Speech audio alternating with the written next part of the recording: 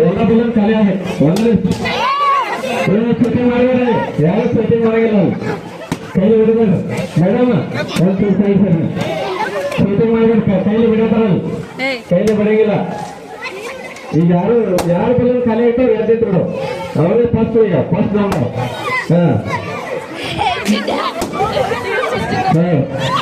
okay sir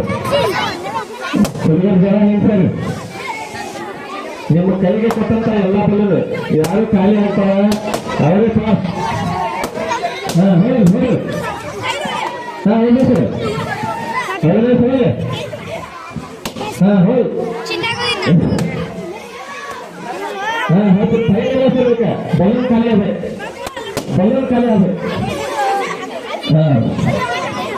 okay sir ಸಾವಕಾಶ ಇದೆ sir